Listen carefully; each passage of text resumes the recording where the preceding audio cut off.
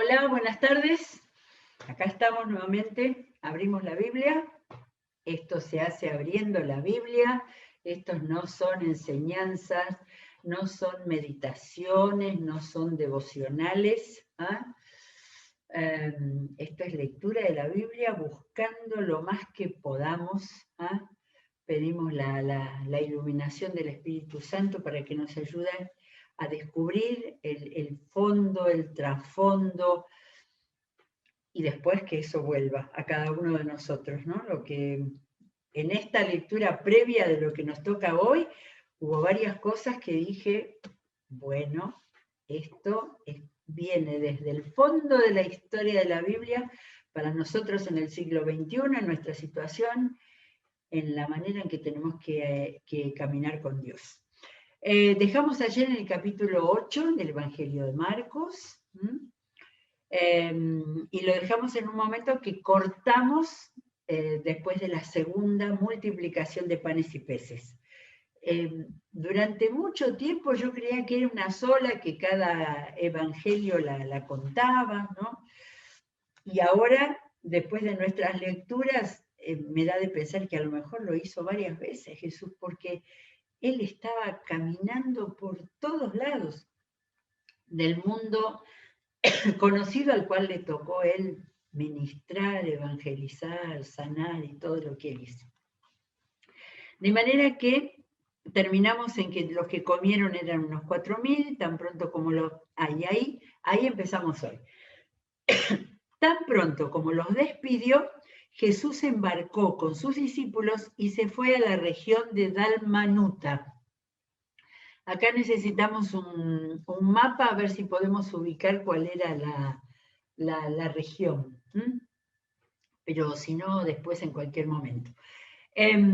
Dalmanuta resulta ser Magdala, porque tenía más de un nombre, no sé, pero Magdala estaba en el oeste del mar de Galilea, de manera que era una de esas ciudades en las cuales entendemos que Jesús iba de un lado para el otro. Y nuevamente tenemos un encuentro, yo digo desagradable para Jesús, que tenía que estar constantemente a la vista de gente que venía a mortificarlo. Sin embargo, como en todo, él usaba cada oportunidad de tener que o explicar, o rebatir, o refutar, para dar una enseñanza. Vamos a ver que en este caso no hizo nada. Dice que llegaron los fariseos y comenzaron a discutir con Jesús. Para ponerlo a prueba, le pidieron una señal del cielo. Señal del cielo. Él lanzó un profundo suspiro y dijo, tengo subrayado profundo suspiro, porque me parece tan una pincelada de Marcos de retratar ese momento, de que no solamente fue a contestar como siempre, nunca le faltaban palabras, sino que lanzó un profundo suspiro. Y en la otra página, en el otro capítulo, tenemos que suspiró profundamente cuando sanó al sordomudo.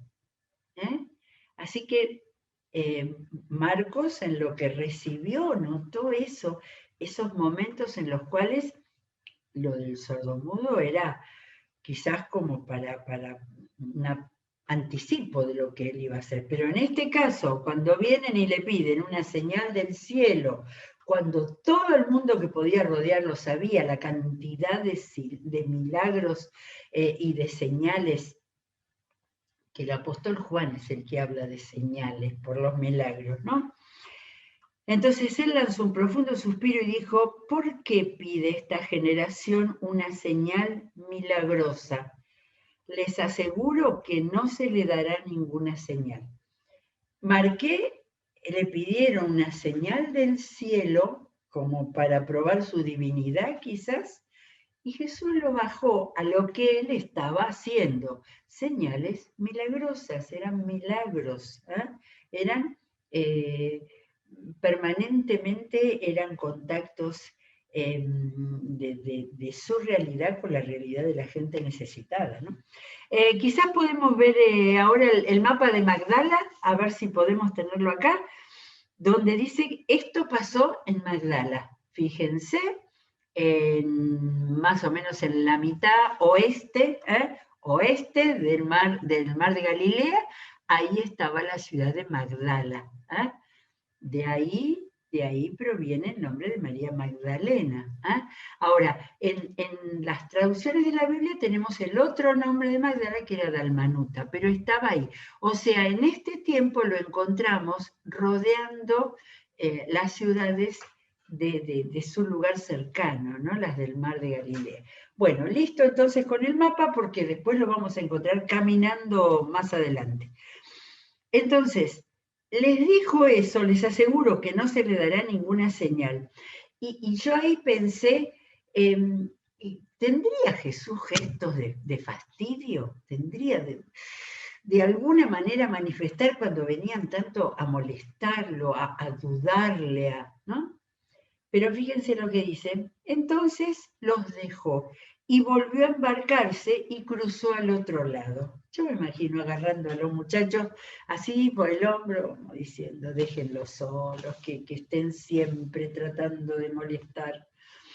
Bueno, y acá no tenemos indicación. Yo ahora me acostumbré tanto a los mapas que me gustan las indicaciones de los lugares donde iba, porque si no parece que uno se ha quedado pensando que Jesús se sentaba en una silla y la gente se acercaba y les hablaba. Jesús iba todo el tiempo. En este pedacito de página hay 2 veces que dice que se embarcó para otro lado.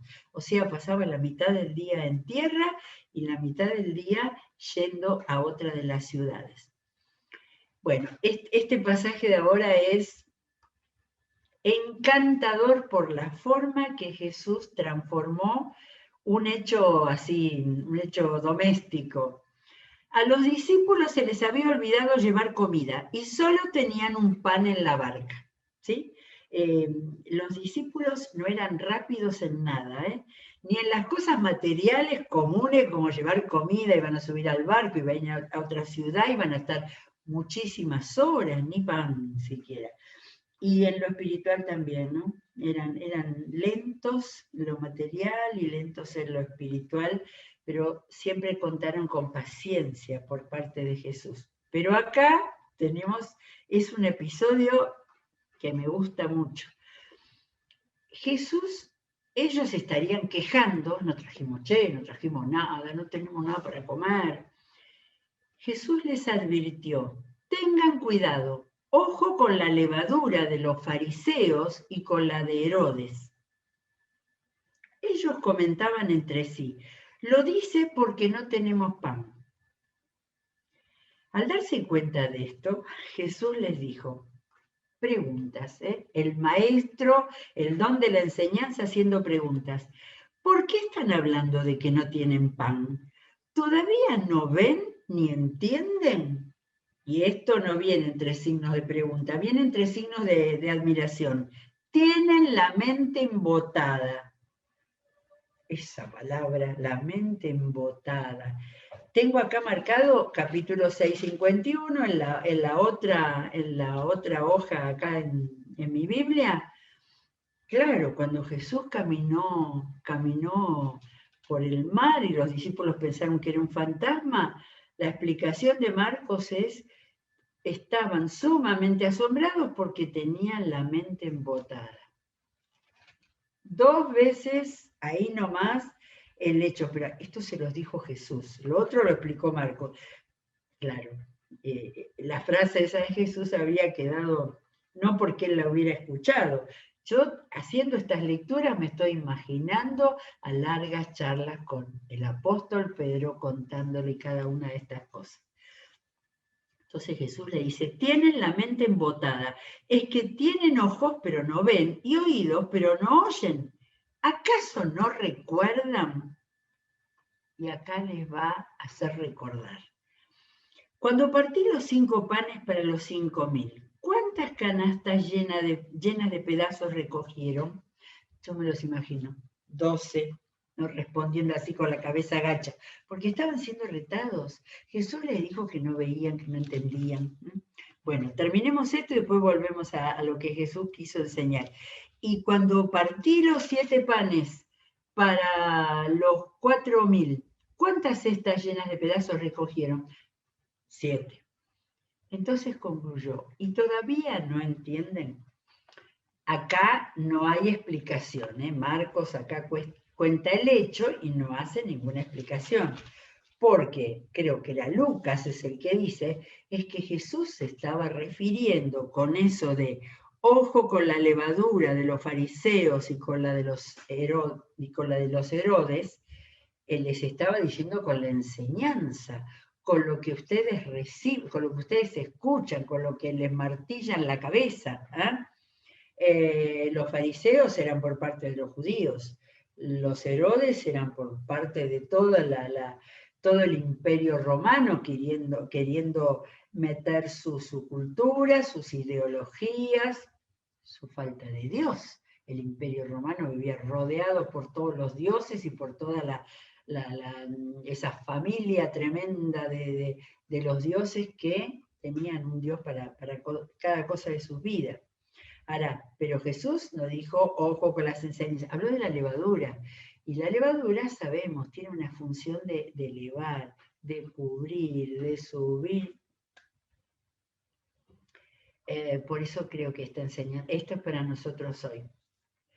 Dijo Jesús, tengan cuidado, y cuando alguien dice tengan cuidado es cuídense, es fíjense lo que escuchan, fíjense lo que se dice, y esto tiene que ver con todas las ideologías lejanas, rechazando totalmente a Dios que nosotros tenemos en este mundo, en este tiempo, y es más, de una manera avasallante, de una manera que quiere meterse en la educación, en todos los aspectos, de manera que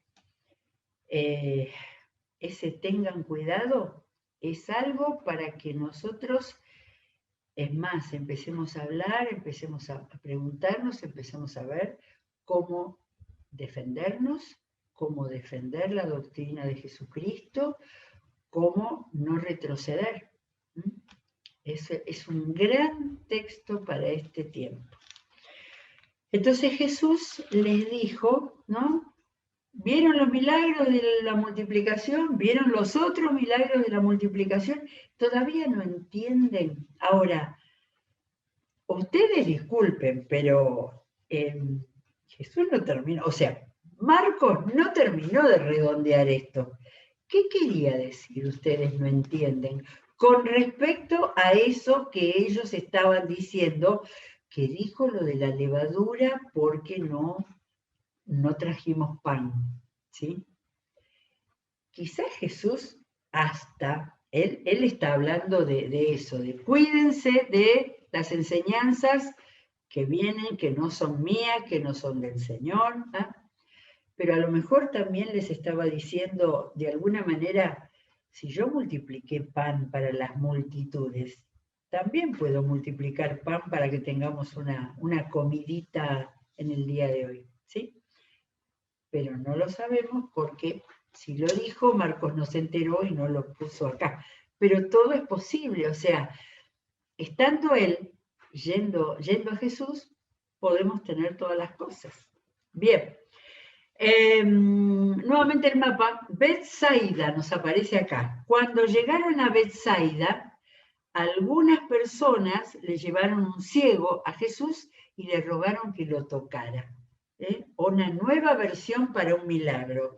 Ya no estaban pidiendo que le diera de vuelta la vista, sino que lo tocara.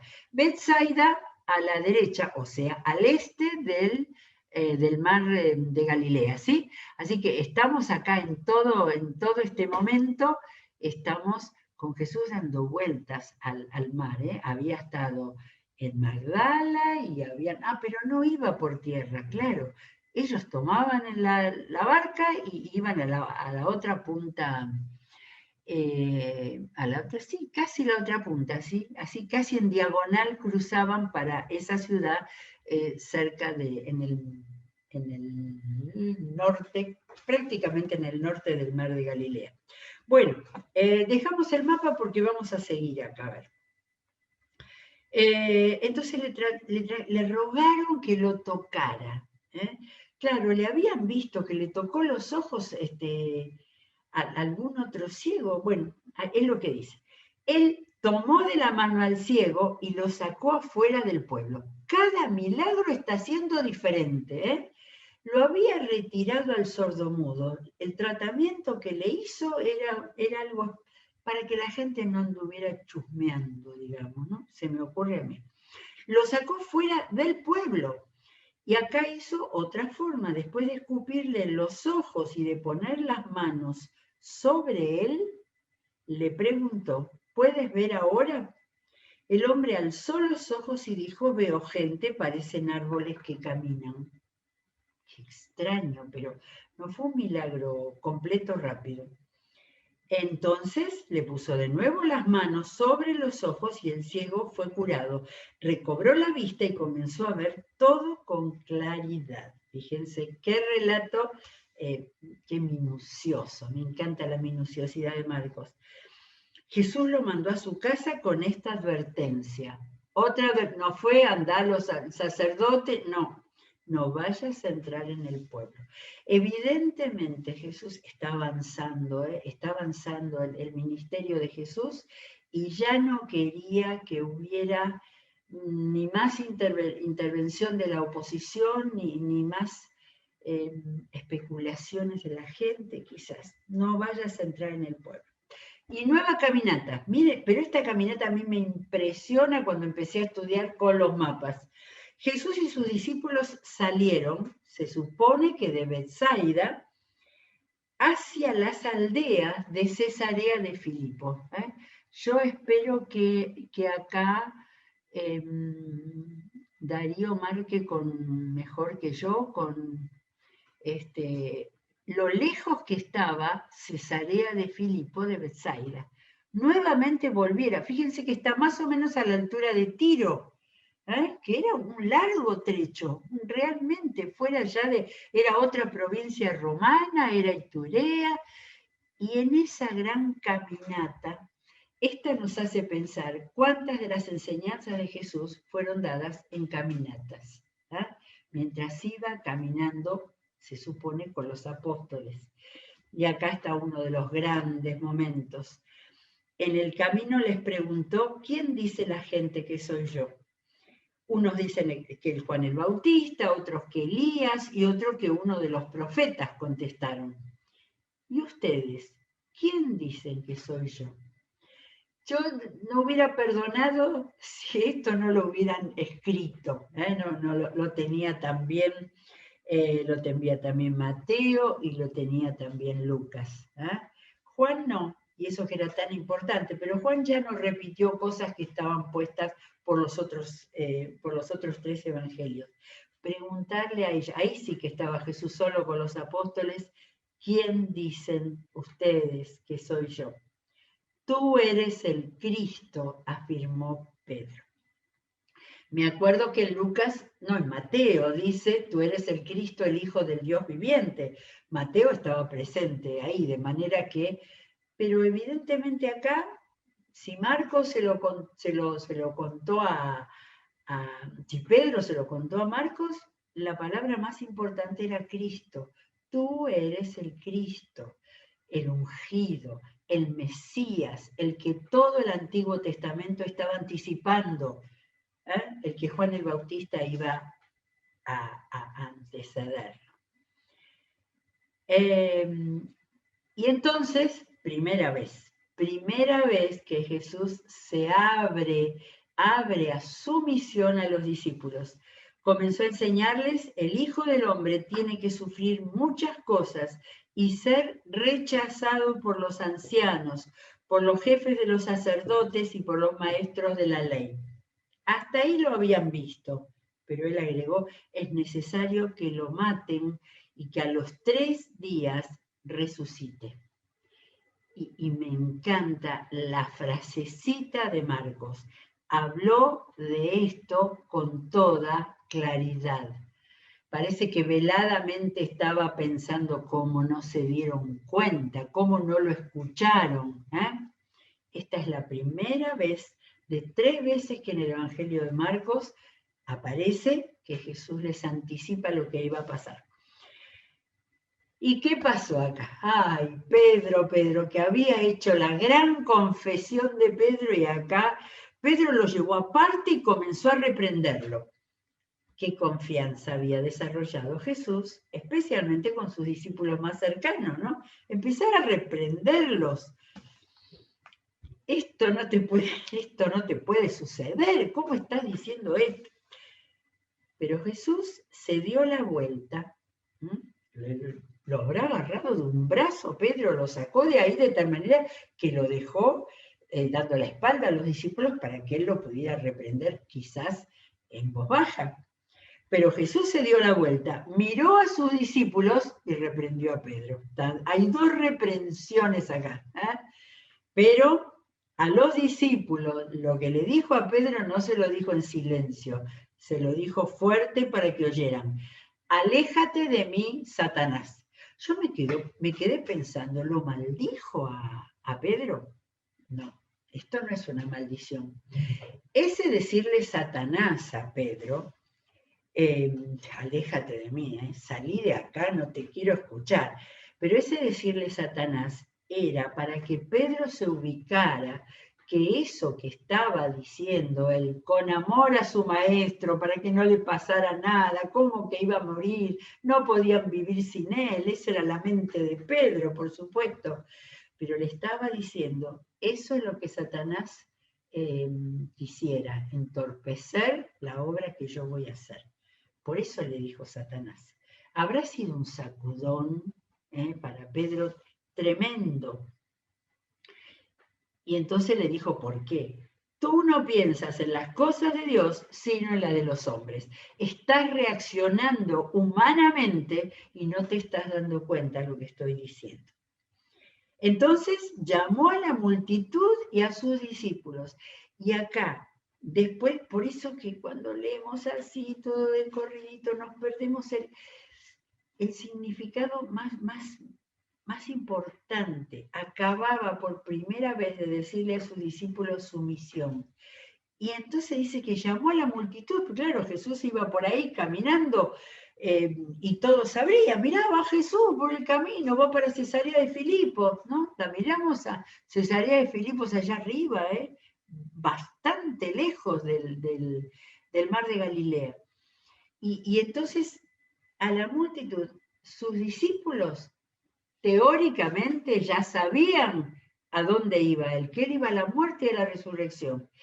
Pero a la multitud que lo seguía alegremente, a lo mejor pensando en una nueva multiplicación de panes, en sanidad de todos los enfermos que tuvieran, allí les lanzó el desafío del discipulado.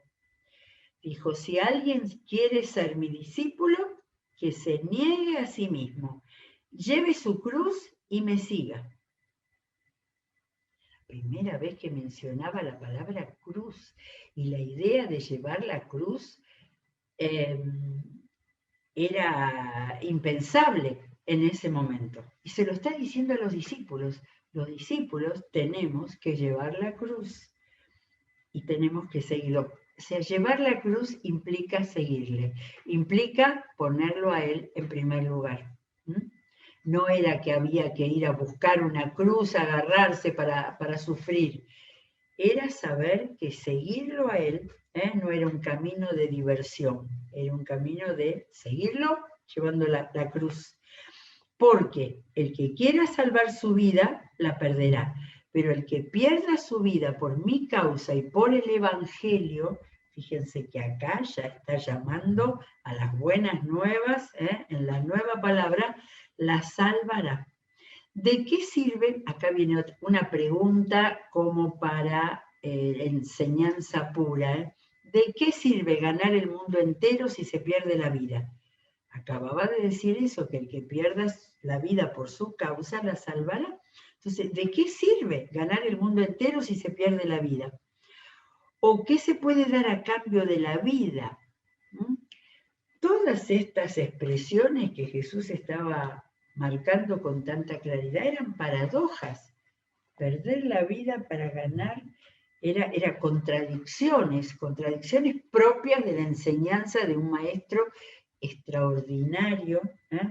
Es el mismo que dijo también, vengan a mí, yo les daré, todo lo que dice en Mateo 11:28, aprendan de mí porque soy manso y humilde. Parece otra persona que está diciendo esto, pero acá está hablando del costo del discipulado. Y quizás se lo estaba diciendo a esa gente que seguía a Jesús por los milagros, por las cosas que daba. Y por eso les hace ese planteo tan fuerte a perder la vida para salvarla. Les estaba hablando de salvación también. Y agrega en el 38, si alguien se avergüenza de mí y de mis palabras en medio de esta generación adúltera y pecadora, si Jesús hablara, bueno, está hablando, sigue hablando ahora, está diciendo lo mismo. Si alguien se avergüenza de mí, de mis palabras en medio de esta generación adúltera y pecadora, también el Hijo del Hombre se avergonzará de él cuando venga en la gloria de su Padre con los santos ángeles. Y acá estaba anticipando, ya está en tiempo de anticipación Jesús. Está hablando de cuando Él venga en la gloria de su Padre con los santos ángeles.